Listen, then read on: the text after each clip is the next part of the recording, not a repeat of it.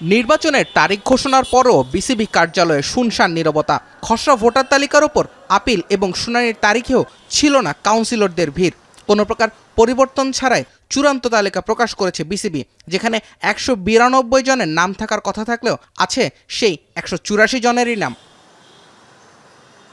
বিসিবির এই চূড়ান্ত ভোটার তালিকায় আছেন একাধিক সাবেক এবং বর্তমান মন্ত্রীপুত্র, আছেন সংসদ সদস্য কিংবা সরাসরি রাজনীতিতে যুক্ত অনেকেই। আবার সাবেক খেলোয়াড় কোটায় মনোনয়ন পাওয়া সৈয়দ রাসেল একসময় আওয়ামী লীগের যুব ও ক্রীড়া উপকমিটির সদস্য ছিলেন।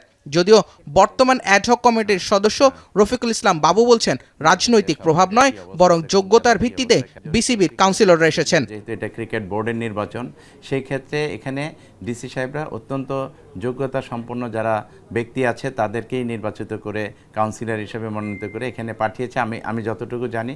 সুতরাং এখানে এটার ব্যতিক্রম কিছু নয়। এটা একটা জিনিস আপনাদের মনে রাখতে হবে, একজন ক্রীড়া সংগঠন হতে হলে বা কাউন্সিলর হতে হলে এখানে কে রাজনৈতিক ব্যক্তিত্ব, কে ক্রীড়া ব্যক্তিত্ব, এগুলি দেখার বিষয় না।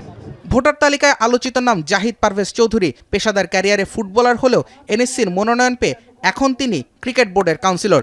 সাম্প্রতিক সময়ে রাজনৈতিকভাবেও বেশ সক্রিয় জাহিদ পারভেজ ক্রীড়া দলের সদস্য সচিব। সাবেক ফুটবলারের কাউন্সিলর পদ নিয়ে এনএসসি পরিচালক আমিনুল এহসানের ভাষ্য, জাতীয় ক্রীড়া পরিষদ চাইলে যে কাউকে কাউন্সিলর মনোনয়ন দিতে পারেন, এক্ষেত্রে পরিচয় মুখ্য নয়। স্বস্তিতে কাজ করতে দেওয়া হয় নাই। সাবেক বিসিবি পরিচালক এম নাজমুল ইসলামের চোখে কাউন্সিলর নির্বাচনের প্রক্রিয়াটা প্রশ্নবিদ্ধ। ক্রিকেটের কাউন্সিলরশিপ কিভাবে দেওয়া হয়েছে সেটা যারা দিয়েছে তারা ভালো বলতে পারবে। তার কারণ হচ্ছে যে নিশ্চয়ই ওরা যথেষ্ট পরিমাণে ক্রিকেটার কাউন্সিলর হিসাবে দেওয়ার জন্য যথেষ্ট ভালো এবং উপযুক্ত ক্রিকেটার ওরা খুঁজে পায়নি, ক্রিকেট সংগঠক খুঁজে পায়নি, তাই একজন ফুটবলারকে দিয়েছে ওরা। এটার আর আমার কাছে এর থেকে ভালো কি যুক্তি থাকতে পারে?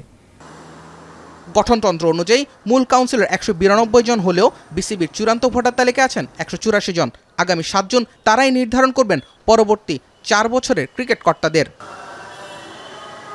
জুবায়ের আহমেদ, এখন, ঢাকা।